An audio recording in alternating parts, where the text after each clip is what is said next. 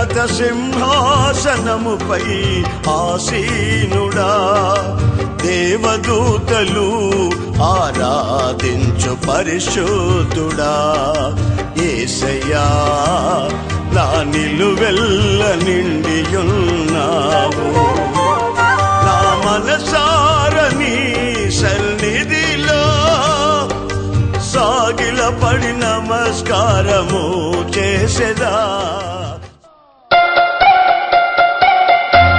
నా యేసు రాజా, నా ఆరాధ్య దైవమా, ఆరాధ్య దైవమా, నా స్తోత్ర గీతమా, నా స్తోత్ర గీతమా, ఆరాధ్య దైవమా, నా యేసు రాజా, రాజా, రాజా, రాజా.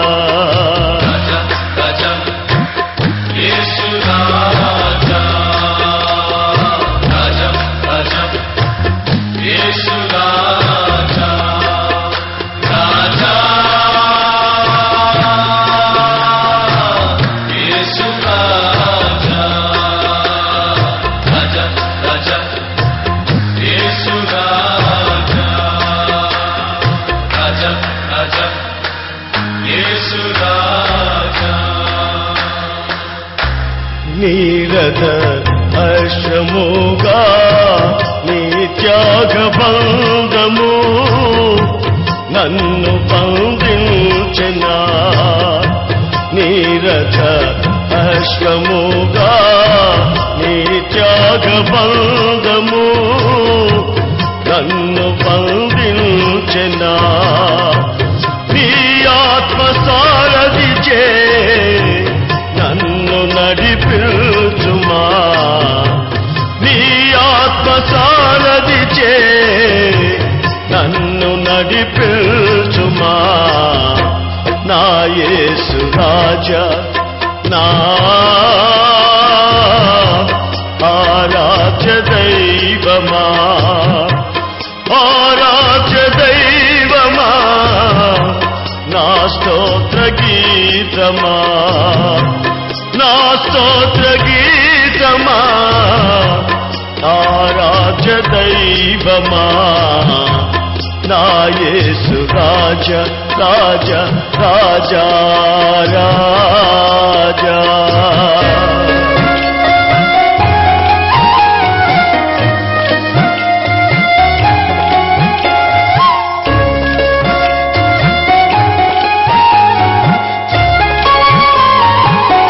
వేటగాని పురి నుండి నన్ను విడిపించిన కనికరా స్వరూపుడా, వేటగాని పురి నుండి నన్ను విడిపించిన కనికరా స్వరూపుడా.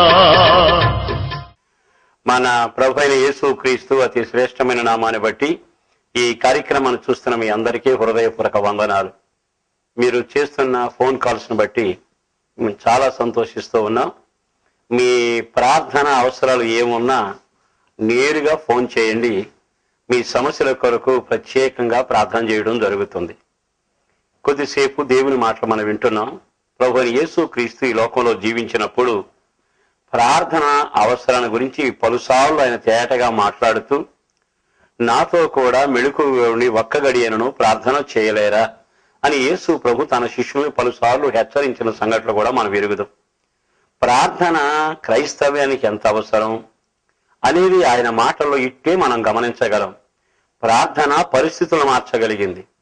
ప్రార్థన మనిషిని సజీవులుగా నిలబెట్టగలిగింది. ప్రార్థన దేవుని సన్నిధిలో ఒక వ్యక్తి నీతిమంతునిగా మార్చగలిగింది. ప్రార్థన పరలోక తాళాలు తెరిచేటట్టుగా చేయగలిగింది. ఏమి బంధించాలనుకుంటామో వాటిని బంధించేట్టుగా చేయగలిగిన శక్తి కేవలం ప్రార్థనకు మాత్రమే ఉంది. అందుకని ప్రతి వారి జీవితంలో ప్రార్థన చాలా అవసరం. ప్రార్థన ద్వారా మాత్రమే మన జీవితాలు ఆశీర్వాదకరంగా ఉంటాయనే సత్యాన్ని మనం ఎన్నడూ మర్చిపోకూడదు. మీకా గ్రంథంలో 7వ అధ్యాయము ఈ 7వ వాక్యంలో చక్కని మాట రాయబడింది. ఒక్కసారి ఆ వాక్యాన్ని చదువుతాను. అయినను యెహోవా కొరకు నేను ఎదురు చూచెదను, రక్షణకర్తయగు నా దేవుని కొరకు నేను కనిపెట్టి ఉందును, దేవుడు నా ప్రార్థన ఆలకించును. ఇక్కడ ఈ గ్రంథకర్త రాసిన ఆ మాటల్లో నా దేవుడు నా ప్రార్థన అంగీకరించును, నా దేవుడు నా ప్రార్థన అంగీకరించును. ఎంత ఖచ్చితంగా చెబుతున్నాడు. నా ప్రార్థనను ఆలకిస్తాడు. ఈ బైబిల్లో ద్వితీయోపదేశకాండం 4:7 మీరు చదివారు కదా. అక్కడ ఏముంటుంది? మొర్ర పెట్టే వారందరికీ ఆయన సమీపంగా ఉండే దేవుడు అని. కనుక ఈ ప్రార్థన ఆలకించేవాడు నీవెప్పుడు మొర్ర పెట్టినా ప్రార్థన ఆలకిస్తాడు.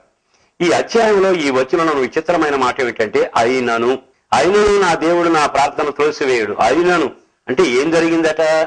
అదే అధ్యాయం 7వ అధ్యాయం మొదటి వాక్యంలో చదివితే, ద్రాక్ష పంటల కాలంలో పండ్లు ఏరుకున్న తర్వాత, అంటే వేసవి కాల పండ్లు ఏరుకున్న తర్వాత, ద్రాక్ష పంట పరిగి ఏరుకున్న తర్వాత ఎలా ఉంటుందో పరిస్థితి, నా పరిస్థితి అలాగే ఉన్నది.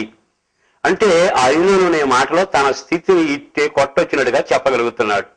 అతని పరిస్థితి ఎలా ఉందంటే ఎండినట్టుందట, సారం ఎండిపోయినట్టుందట, పచ్చదనం కోల్పోయినట్టుగా ఉంది. పరిస్థితులన్నీ మారిపోయాయి. పలుసార్లు పలుకుతూనే ఉంటాం, నా పరిస్థితి అయిపోయింది, నా స్థితి ఇలా అయిపోయింది, నా బ్రతికి ఇలా అయిపోయింది, నా కర్మ ఇలా కాలిపోయింది అనే మాట పలుసార్లు మనం పలకడంలా నిజమే. ఒకప్పుడు మంచి ఐశ్వర్యంలో ఉన్నాం, కానీ ఇప్పుడు దీనుడిగా మిగిలిపోయడం చాలా బాధాకరమైనది. ఒకప్పుడు మనం మాట్లాడితే మన మాట అధికారి మాట్లాడినట్టుగా ఉండేది, ప్రజలు వెంబడించేవాళ్ళు, మనం శాసించినట్టు ఉండేది. కానీ ఇప్పుడు పరిస్థితులు మారిపోలా. ఈ మాటలు వింటుండగా నీ స్థితి కూడా ఒకవేళ దిగదారినట్టుగా, సారం ఎండినట్టుగా, పచ్చదనం కోల్పోయిన పంట పొలంలాగా, నిరాశకమైన అనుభవాలలో నీ మాటకు విలువ లేకుండా నీకు నీ యొక్క ఆత్మీయ జీవితం, శారీరక జీవితం నిరాశజనకంగా మిగిలిపోయినా కంగారు పడనక్కర్లేదు. కారణం అయినను అనే మాట గ్రంథకర్త చాలా తేడాగా చెబుతున్నాడు. అయినను నా ప్రార్థన నా దేవుడు ఆలకిస్తాడు. నీ పరిస్థితి ఎండినట్టున్నా, దిగదారినట్టున్నా, భయంకరమైన వేదనగా ఉన్నా, ముళ్ళ కంపలాగా ఉన్నా, విలువ పోయినట్టున్నా, పరపతి దెబ్బతిన్నట్టున్నా, పరిస్థితులను చీకటి గమ్మినట్టుగా ఉన్నా, రేపని ఆశ లేకపోయినా, నా బ్రతికి అయిపోయిందని విలపించే స్థితిలో ఉన్నా, అయినను పరిస్థితి ఎంత దారుణమైనా ఆయన నా ప్రార్థన ఆలకిస్తాడు. అందుకే అదే అధ్యాయంలో తర్వాత వాక్యంలో ఏమన్నాడు తెలుసా? శత్రువా నువ్వు అసే పడవాకు, నేను కింద పడినను తిరిగి లేస్తాను, నా ప్రభు నన్ను నిలబెడతాడు, ఆయన నాకు వెలుగై ఉంటాడు అనే చక్కని మాటలు మనం గమనిస్తున్నాం. కనుక ఈ శుభవేళ నేను మీతో చెప్పగలిగిన మాట, నీ పరిస్థితులు డబ్బులు మార్చలేకపోయినా, నీ పరిస్థితులు వ్యక్తులు మార్చలేకపోయినా, నీతి మార్చలేకపోయినా, చట్టాలు మార్చలేకపోయినా, నీ వాళ్ళెవరూ నీ యొక్క పరిస్థితులు అనుకూలంగా మార్చలేకపోయినా, పచ్చదనంగా ఎదిగేటట్టుగా కృపగలిగిన వ్యక్తిలాగా ఉండాలని తపన పడిన ఎవ్వరూ చేసినా చేయలేకపోయినా ప్రార్థన ఒక్కటి నీ పరిస్థితులు మార్చును గాక. ఆ ప్రార్థన ఒక్కటే నీ జీవితాన్ని ఆశీర్వాదకరంగా చేయును గాక. అందుకని ప్రార్థన ఎంత అవసరమో ఈ రోజు గమనించి మీరు గాని ఆయన తట్టు తిరగగలిగితే, ఆయన నామాన్ని బట్టి ప్రార్థన చేయడం మొదలు పెట్టగలిగితే ఎంతటి దారుణమైన పరిస్థితి అయినా, అంటే యాసవకాలపు ఎండిపోయిన సారము లేని చెట్టులాగా అయిపోయినా, బ్రతుకంతా ఎడారులాగా బీటలు కొట్టినట్టున్నా, అక్కడ కూడా ప్రార్థన ఆలకించువాడు కార్యం చేస్తాడు. ప్రార్థనా ప్రభావాన్ని నువ్వు చూడగలుగుతావు. మరి ఈ మాటలు వింటుండగా నీ పరిస్థితులను చక్కపరుచుకోవాలని, శత్రువు అతిశయించకుండా నువ్వు లేచి నిలబడాలని, చీకటిలో నీకు వెలుగు కలగాలని, ఒక దీవెన నిన్ను ఆవరించాలని నీకు ఆశ కలగటంలా ప్రార్థన వైపు నువ్వు తిరగగలిగితే, ప్రభు పాదాల పట్టి అనుభవానికి రాగలిగితే ఎంతటి కార్యమైనా జరుగుతుంది. మరొక మాట కూడా మీ జ్ఞాపకం చేస్తాను. 66వ కీర్తనలో చాలా తేటగా రాయబడిన ఒక వాక్యాన్ని జ్ఞాపకం చేసుకుంటే 12వ వాక్యంలో అక్కడ చక్కని మాట అంటున్నాడు. నిప్పులో పడితిని నీడల్లో పడితిని, నిప్పుల్లో పడితిమి నీడల్లో పడితిమి అనే మాట ఉంటుంది. అంటే కొన్నిసార్లు మన పరిస్థితి నీడల్లో పడినట్టు ఉంటుంది, కొన్నిసార్లు నిప్పుల్లో పడినట్టు ఉంటుంది. నిప్పులో పడితే ఏమవుతుంది? కాలిపోతాం. నీళ్ళల్లో పడితే ఏమవుతుంది? ఊపిరాడక చేస్తాం. అంటే కొన్ని పరిస్థితులు నిన్ను ఊపిరాడనట్టుగా చేస్తుంటాయి. కొన్ని పరిస్థితులు అగ్ని కాల్చినట్టుగా నిన్ను కాల్చి నీ జీవితాన్ని అస్తవ్యస్తం చేస్తూ ఉంటాయి. ఎందుకో ఈ శుభవేళ నా యేసును బట్టి నేను మీతో చెబుతున్నాను, నీకు ఊపిరాడనంత పరిస్థితులు, అంటే ఆర్థికంగా గాని, కుటుంబ పరంగా గాని, సంఘపరంగా గాని, వ్యక్తిగతంగా గాని, ఆరోగ్యపరంగా గాని ఊపిరాడనంత పరిస్థితులు నిన్ను ఆవరించినా, నీ వ్యక్తిగత జీవితంలో నిప్పులు పడితే ఎలా ఉంటుందో అలా పరిస్థితులు నిన్ను కాల్చివేసినట్టు, తీవ్రమైన ఎండలో నడిచిన వ్యక్తికి ఉండేట్టుగా చెమటలు మాత్రమే నీకు మిగులుతా ఉన్నా, ఆవేదన నీకు ఆస్తి అవుతున్నా, కనీసం ఒక నెమ్మది, సమాధానం, శాంతి అనేది కనబడకుండా పోయినా ఆయనను అనే మాట అక్కడ రాశాడు. పరిశుద్ధ గ్రంథంలో మీరు చూడండి, కీర్తనకారుడు రాసిన 60వ కీర్తన 12వ వాక్యంలో ఆయనను నీవు మమ్ములను సమృద్ధి కలిగిన చోటికి నడిపించావు. ఆయనను అనే మాట అక్కడ కూడా మనం గమనిస్తూనే ఉన్నాం. ఎక్కడ అంటున్నాడు, నా సారం ఎండిపోయినట్టుంది, భయంకరంగా ఉంది, ఆయనను నా దేవుడు నా విషయంలో మరలా తిరిగి లేచేటట్టుగా చేయగలిగాడు. ఎక్కడ రాస్తున్నాడు, నిప్పుల్లో పడినా నీళ్ళలో పడినా అయినను నన్ను సమృద్ధి కలిగిన చోటికి నా దేవుడు నన్ను తీసుకుని వెళుతున్నాడు. ప్రియ దేవుని బిడ్డలారా, ప్రార్థన నిన్ను ఎంతవరకు తీసుకుని వెళుతుంది? ప్రార్థన నీ జీవితాన్ని ఎంత ఆశీర్వాదకరంగా మార్చగలుగుతుంది? ప్రార్థన ఒక్కటే సస్యశ్యామలంగా నీ జీవితాన్ని మార్చగలిగింది. 66వ కీర్తన 19వ చరణం చదవండి. అక్కడ రాయబడింది ఏమిటో తెలుసా? నా దేవుడు నేను మొర్ర పెట్టినప్పుడు నా మొర్ర ఆలకించాడు, నా ప్రార్థన అంగీకరించాడు, ఆలకించాడు అనే మాటలు మనం గమనిస్తాం. అంటే ఆ ప్రార్థన అంగీకరించి, మొర్రను అంగీకరించి ఆలకిస్తే నిప్పుల్లో పడిన నీ పరిస్థితి కూడా సమృద్ధి కలిగిన చోటికి నడిపించబడుతుంది. మరి ఈ రోజున ప్రార్థన నీ పరిస్థితిని ఎంత దేదీప్యమానంగా అనుకూలమైన మార్గంలో నడిపిస్తుందో నీవు గమనిస్తూనే ఉన్నావు కదా. కనుక ఈ శుభవేళ మరొక్కసారి ప్రార్థన అవసరత ఏమిటో ఒక క్రైస్తవుడిగా నీవు గమనించాలి. ఒకవేళ క్రైస్తవేతరులైనా విచిత్రమేమీ కాదు. కేవలం ఒక వ్యక్తికి మన బాధ చెప్పుకున్నట్టుగా ఆ నదులైన యేసు పాదాల దగ్గర పడి మన బాధ అంతా చెప్పుకోగలిగితే ఈ రోజున నీ ఇల్లు నిప్పుల చేత కాల్చబడుతున్నట్టుగా, నీళ్లలో పడిన వ్యక్తి ఊపిరాడనంత పరిస్థితుల్లో నీవు తల ఎత్తుకుని వదాల్లో తిరగలేక వేదనకరమైన పరిస్థితిలో సాగుతున్నా ఈ అప్పులు ఊపిరాడనివ్వటం లేదు, ఈ సమస్యలు ఊపిరాడనివ్వటం లేదు, నా వేదనకరమైన పరిస్థితులు నన్ను ముంచివేశాయి అనుకుని నీ పరిస్థితుల ప్రభావం వలన ఊపిరాడన పరిస్థితుల్లో నీవు జీవిస్తున్నా ఏమీ కంగారు పడక్కరడా.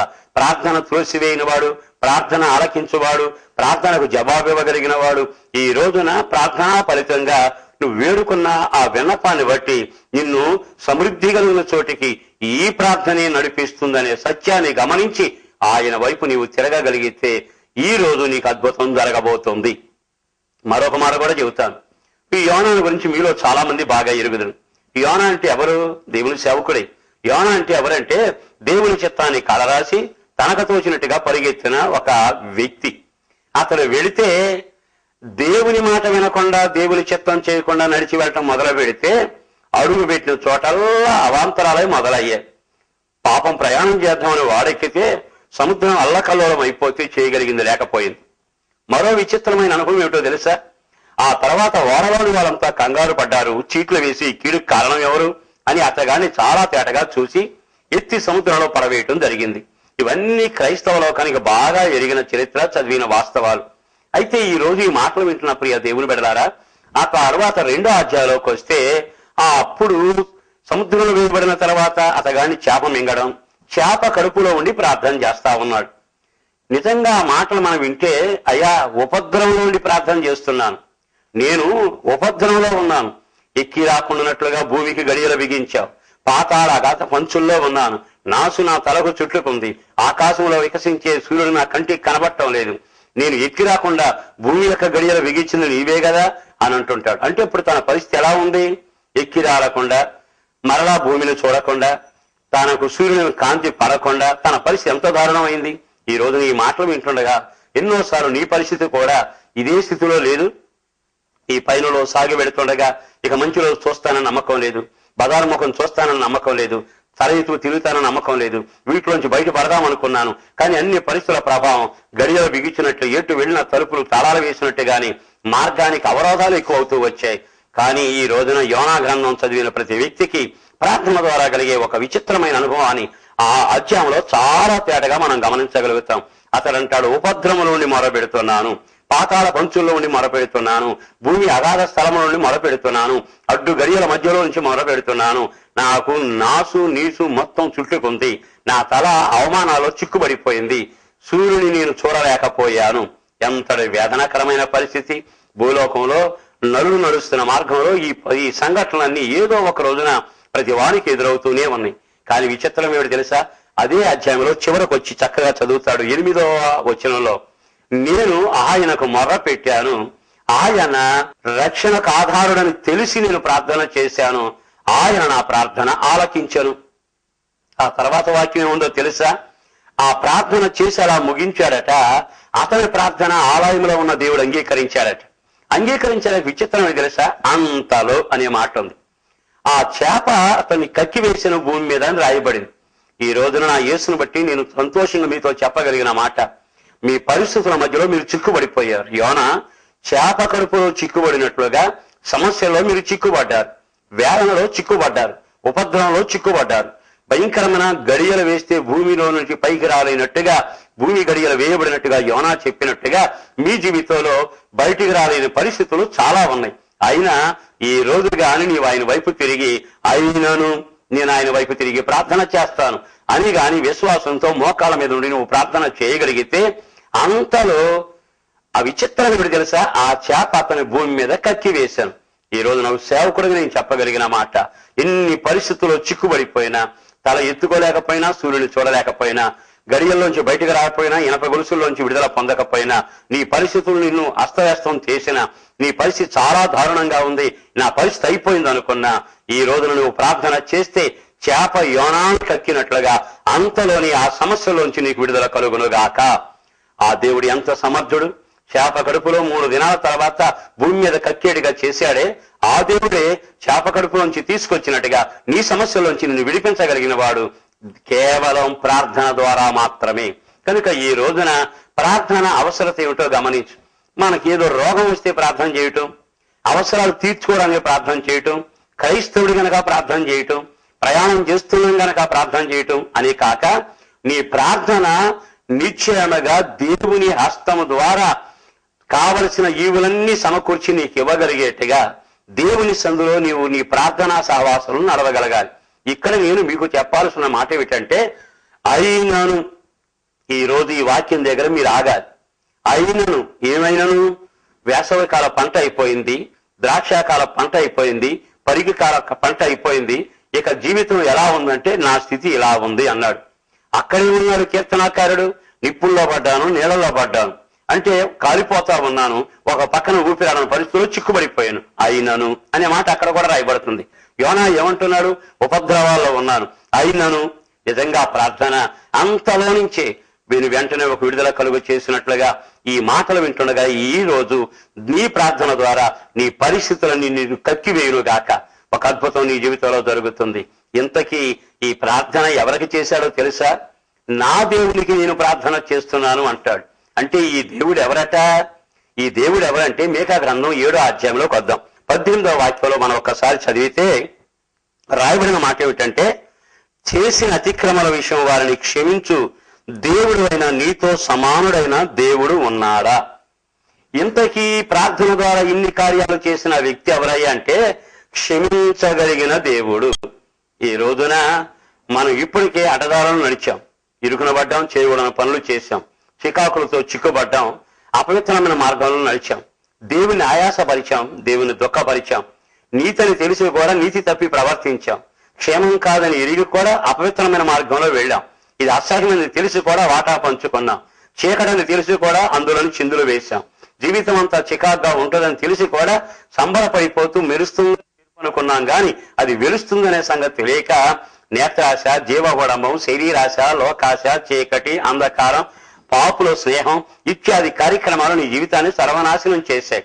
దేవుడు వెలుగ్గా నీ జీవితాన్ని ఆశీర్వాదకరంగా చేశాడు, కానీ నీవు పాపంలోకి ఏరవబడిన వాడవై, పాపం చేత ఏరబడిన వాడవై, పాపం చేత పోగు చేసుకున్న వాడవై నీ జీవితాన్ని నాశనం చేసుకున్నావు.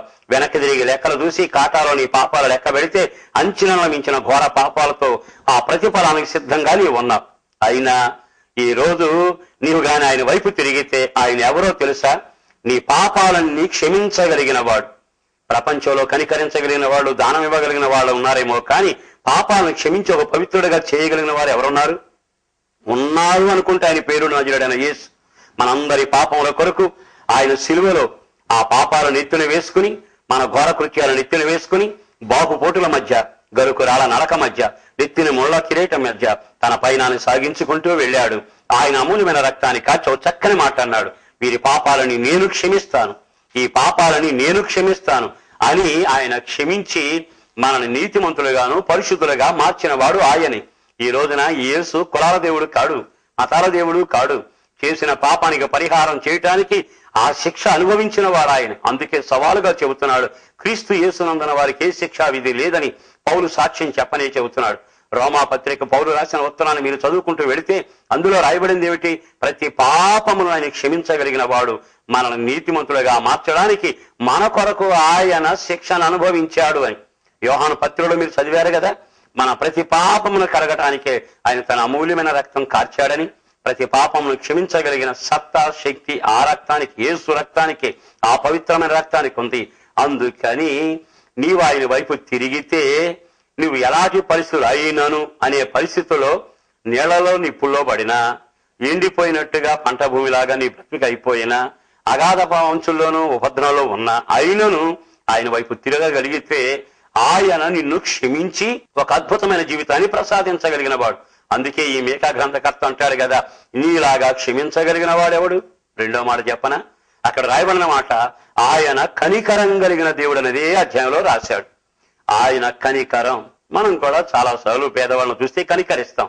జేబులో చేపెట్టి యాచించేవాడి కోసం జేబులో చేపెట్టి వెతికినప్పుడల్లా చిల్లర కాసేదో చూసి అతగాడికి విసురుతూ ఉంటాం. అది మన కనికరం. కొన్నిసార్లు మన వాళ్ళు మనల్ని కనికరిస్తారు, అది ఎంతసేపు. కానీ దేవుని కనికరం ఒకరి మీదకు దిగి వస్తే అతని పట్ల ఆయన చేసే కార్యాలు అంచనాల మించినవి ఉంటాయి. కనుక ఈ రోజున నీ రూపాన్ని చెడగొట్టుకున్నావు, పాపాన్ని మూటగట్టుకున్నావు, నువ్వు శత్రువుగా మారావు, దేవునికి నీకు మధ్యలో అగాధం ఏర్పాటు చేసుకున్నావు. రోమాపత్రిక 5వ అధ్యాయంలో మీరు తర్వాత చదువుకుంటే అక్కడ రాయబడిన మాటలు ఏమిటి తెలుసా? మనము శత్రువులమై ఉండగా, మనము దూరస్థులమై ఉండగా, మనం ఇంకను పాపులమై ఉండగా, మనం ఇంకను శాపకరమైన ఉగ్రతను నెత్తిన పెట్టి ఊరేగుతూ ఉండగా ఆయన మన మీద కనికరం చూపిన దేవుడట. ఈ మీకా గ్రంథం చదువుతున్నప్పుడల్లా మన దేవుడు ఎవరో మనకు అర్థం అవుతుంది. మనం ప్రార్థన చేసే దేవుడు ఎవరు? మన ప్రార్థన ఆయన ఆలకిస్తాడు. ఇంత ఖచ్చితంగా ఎలా చెప్పగలుగుతున్నాడు? ఆయన కనికరం కలిగిన వాడు గనక అంగీకరిస్తాడు. ఆయన మనల్ని క్షమించగలిగిన వాడు గనక మన ప్రార్థనకు జవాబు దయచేస్తాడు. మరి నిప్పుల్లో పడి అలాగే ఉంటావా? నీళ్ళలో పడి అలాగే ఉంటావా? శాపంలో అలాగే ఊరేగుతావా? కన్నీళ్ళ మధ్యలో అలాగే కొనసాగిపోతావా? రోగిగా అలాగే నీ పైన సాగిస్తావా? ఎందుకో ఈ విలువైన సమయం నీ కొనకు అనుగ్రహించబడుతుంది.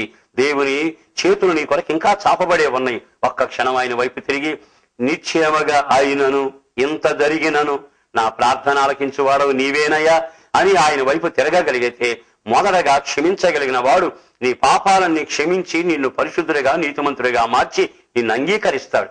రెండవదిగా ఆయన కనికరం చూపుతాడు. ఆయన కనికరం చూపితే ఆ అరణ్యంలో 3 దినాల ఉపవాసంలో ఉన్న కూటికలో ఉన్న వారికి 5,000 మందికి పైగా ప్రజలకు ఆహారం పెట్టడానికి 5 రొట్టెలు విరిచి అద్భుతం చేశాడు. ఆయన కనికరం కాపరలేని గొర్రెలను చూసి కలవరపడుతూ వారిని కనికరిస్తూ వచ్చాడు. పాడి వెనక ఏడుస్తూ వెళ్ళిపోతుంది తల్లి, ఒక్కడే కొడుకు చనిపోతే ఆగి పలకరించి అమ్మా ఎడవకు అని ఆమెను కనికరించి శవాన్ని లేపి ప్రాణంతో ఆ బిడ్డను అప్పగించాడు. ఈ రోజున నా దేవుడు ఎవరో తెలుసా? ఆయన కనికర పడితే నీ పాపాలు క్షమించబడతాయి. ఆయన కనికర పడితే నీ కన్నీళ్లకు ముగింపు కలుగుతుంది. ఆయన కనికర పడితే నీకు స్వస్థత కలుగుతుంది. ఆయన కనికర నీ మీదకి వస్తే నీవు ఎడారిలో బ్రతుకుతున్నట్టుగా, నిరాశలో కొనసాగుతున్నట్టుగా, నాకు ఎవ్వరూ లేరనుకున్నా ఎడారి లాంటి జీవితంలో కూడా నేను నీకున్నానని జవాబు ఇవ్వగలిగిన ఆయన కనికర స్వరూపి, ఆయన ఒక్కడే నీకు ఆశ్రయం. అందుకని ఈ గ్రంథకర్త అంటాడు, నా దేవుడు నా ప్రార్థన ఆలకిస్తాడు ఎంతైనాను. ఇంకో మాట కూడా చెబుతాను. ఆ తర్వాత 19వ వాక్యంలో పెడతాడు. అక్కడ రాయబడిన మాట ఏమిటో తెలుసా? చాలా తేటగా ఆయన మరలా మన యందు జాలిపడును, పాపములన్నిటినీ సముద్రాగాధములో పడివేస్తూ. ఈ 3వ మాట ఎంత ముచ్చటగా ఉందండి. మనం ఆరాధన చేసే దేవుడు, మన ప్రార్థన చేసే దేవుడు మొదలుగా లేఖనం ప్రకారం మన విషయాల్లో ఒక అద్భుతమైన కార్యం చేయటానికి క్షమించగలిగిన వాడు. రెండవది కనికరం చూపగలిగిన వాడు. మరో విచిత్రం ఏమిటి తెలుసా? ఆయన మన మీద జాలిపడే దేవుడు. ఈ లోకంలో ఎవరు నీ మీద జాలిపడగలిగిన వాడు? పెడితే తినగలిగిన వాడు, పెట్టని రోజున నిన్ను దూషించేవాడు. ఈ లోకంలో నరాలడుతున్న నరుని ఎవరిని నమ్మినా అంత శూన్యమే తప్ప ఏమీ మిగలదు. కానీ జాలి కలిగిన వాడు ఆయన ఒక్కడే. ఆయన ఈ రోజు నీ మీద జాలి పడతాడు. ఏట్లో వేయబడిన బిడ్డ కొట్టుకుపోతుంటే జాలిపడి ఆ తల్లి ప్రార్థన ఆలకించి అద్భుతమైన కార్యం చేసిన వాడు. యెరూషలేము నుండి ఒకడు యెరికోకి వెళుతుంటే దొంగల చేత చిక్కబడితే గాయాల్లో ఉన్న వారి మీద జాలిపడిన వాడు. జీవితంలో ఎన్ని చెదిరిపోయినా, ఎంత చెలిపి వేసుకున్నా, ఎంత పాడైపోయినా, ఎంత వేదనగా ఉన్నా, ఎంత బ్రతుకు దారుణంగా మారిపోయినా ఆ పరిస్థితులన్నిటిలో కూడా జాలి పడగలిగిన వాడు. ఈ రోజున రోగివై కృంగిపోయావా? నీ మీద జాలి పడగలిగిన వాడు. నాకెవరు లేరని, నా కర్మ ఇంతే, జీవితాన్ని ముగించాలని అనుకుంటావా? అయినా జాలి పడేవాడు. ఎంత ఘోర పాపివైనా క్షమించవా అంటే జాలి పడేవాడు. మరలా నాకు పురవైభవం కలుగు చేయవా అంటే క్షమించగలిగిన వాడు. అక్కడ రాయబడింది, ఆయన మరలా మన మీద జాలి పడతాడు, మన పాపములన్నిటినట అగాధ స్థలంలో పడవేయగలిగిన వాడు. అంటే మరెన్నడూ మన పాపాలు మనకు జ్ఞాపకం రాక, ఆయనకి జ్ఞాపకం రాకుండా ఉండే అగాధంలో పడవేయగలిగిన వాడు. మన వాళ్ళు కొన్నిసార్లు మనల్ని క్షమించినట్టే ఉంటారు. ఏదో ఒక రోజున మన మాటను ఎత్తి మనల్ని కించపరుస్తారు. కానీ నా దేవుడు జాలి పడితే, నీ పాపాలు అగాధ స్థలంలో వేస్తే మరెన్నడూ కనబడకుండా మర్చిపోయి సొంత కొడుకులాగా మొదటున్న ప్రేమతోనే నిన్ను ప్రేమించగలిగిన సమర్థుడు. అందుకే ఈ గ్రంథకర్త అంటాడు, అయినను పరిస్థితి ఎంత దారుణమైనను, పంట ఎండిపోయిన చేరులాగా నేను ఉండినాను, నిప్పుల్లో నీళ్ళల్లో పడినాను, నా జీవిత పనుకు వాళ్ళు అగాధ పంచుల్లో ఉన్నాను, ఉపద్రవంలో ఉన్నాను, నా దేవుని వైపు నేను తిరుగుతాను, ఆయన నా ప్రార్థన ఆలకిస్తాడు. ఆలకించేవాడు ఎవరయ్యా అంటే, మొదలుగా నిన్ను క్షమించగలిగిన వాడు, రెండవది కనికరం చూపగలిగిన వాడు, మూడవది నీ పాపాల అగాధ స్థలంలో వేయగలిగిన వాడు, మరలా నీ మీద జాలి పడగలిగిన వాడు. మరి ఈ రోజున ఈ మాటలు వింటుండగా, అయ్యా జాలి కలిగిన వాడా, నా మీద జాలి పడవా, నా పాపాలు క్షమించవా, నన్ను కనికరించవా అని ఆయన వైపు తిరిగి కన్నీటితో ఆయన పాదాల దగ్గర నీ పాపాలు ఒప్పుకొని, అయ్యా నన్ను క్షమించయ్యా, నా మీద జాలిపడయ్యా అని అడగగలిగితే, ఈ రోజున పరిస్థితి ఎంత దారుణమైనను మరలా నీకు మెరుగు కలగబోతుంది, మరలా నీకు మేలు కలగబోతుంది, మరలా నీకు క్షేమం కలగబోతుంది, మరలా మంచి భవిష్యత్తు కలగబోతుంది. నీ బ్రతుకు వెలుగుమయం, నీ నోటి నిండా నవ్వు, కుటుంబం నిండా సంతోషం, మంచి వైభవంతో ఆయన నింపగలిగిన వాడు. ఆయన వైపు మీరు తిరిగి ప్రార్థన చేయాలని ఒక సేవకుడిగా కోరుకుంటున్నాను. మీరు ఒక్క క్షణం కళ్ళు మూయగలిగితే చిన్న ప్రార్థన మీ కొరకు నేను చేయాలని ఆశపడుతున్నాను. ప్రేమాస్వరూపైన ప్రభువా, వందనాలయ్యా, ఈ శుభవేళ కొద్దిసేపు నీ మాటలు వినే అవకాశాన్ని కలుగొచ్చేశావు. నిజమే ప్రభువా, మా పరిస్థితుల్లో అయినను అనే దగ్గర మేము ఆగితే అందరి పరిస్థితి దారుణంగానే ఉంది. ఒక వ్యక్తి అగాధంలో ఉన్నా, పాతాళంలో ఉన్నా, ఉపద్రవంలో ఉన్నా, నువ్వు ఎంత జాలి కలిగిన వాడు. ఎండిపోయిన వేసవకాలపు ఎడారిలాగా జీవితం మారిపోయినా అట్టి స్థితిలో ఉన్న వారిని కూడా అయినను అనే పదంలో కూడా నీవు ఆశీర్వదించగలిగిన దేవుడు. మరొక్కసారి ఈ వింటున్న ప్రజల కొరకు ప్రార్థన చేస్తున్నాను. వారి జీవితంలో అద్భుతం జరగాలి. ఎలాంటివి జరిగిపోయినా, ఎంత తొందర జరిగిపోయినా, ఎంత వేదన జరిగిపోయినా, జరగకూడనవన్నీ జరిగిపోయి పరిస్థితులంతా దారుణంగా మారిపోయినా తప్పక ఈ ప్రజలను కనికరించండి, కార్యం చేయండి. జాలి కలిగిన దేవుడిగా, క్షమించే దేవుడిగా, కనికరించే దేవుడిగా నీ ప్రభావం, నీ కృప, నీ దీవెన వారికి కలగాలని, కుటుంబాలుగా వర్ధిల్లి వారికి మంచి రోజులు రావాలని, చీకటి కన్నీళ్లు తొలగిపోవాలని, రోగాలకు స్వస్థత కలగాలని, మంచి భవిష్యత్తు కలగాలని, శత్రువు అతిశయించకుండానట్లుగా మరలా వారికి తిరిగి లేపబడినట్లుగా ఒక అద్భుతమైన కార్యం జరిగించి నీ బిడ్డలను దీవించి మీరు మహిమ పొందండి. యేసు పరిశుద్ధ నామాన ప్రార్థించి విన్నవించి వేడుచున్నాము తండ్రి, ఆమేన్. ప్రభు మిమ్మల్ని ఆశీర్వదించునుగాక. మా అడ్రస్ పాస్టర్ ఎం దేవదాసు గారు, హోసన్నా మందిర్, హనుమాన్ జంక్షన్, కృష్ణా జిల్లా, ఆంధ్రప్రదేశ్. మా ఫోన్ నంబర్లు cell 9440772772, land number 08656242751.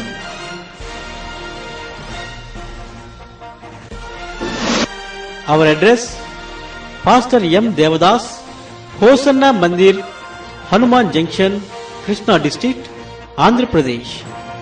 Our phone numbers 9440772772 and 08656242751.